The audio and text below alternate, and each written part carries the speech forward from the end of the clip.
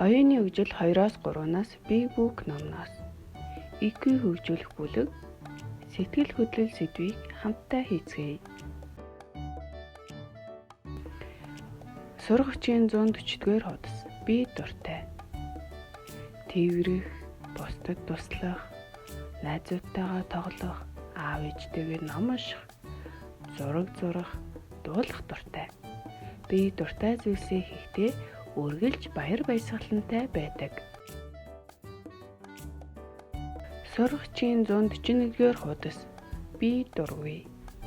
Өвдөх, ганцаараа үлдэх, хүмүүс хоорондоо хэрэлдэх үед, найзтайгаа муудалцах, тоглоомоо алга болох үед би гонигтай байдаг.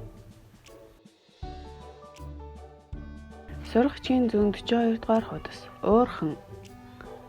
Нойр хүрэх үед, намайг шоолох үед, тоглоомыг минь нураах үед, тоглоомыг минь булаах үед, өлсөх үед би уурладаг. Сургагчийн 143-р хуудас. Айдасхан. Миний айдаг зүйлс. Мангас, харанхуй.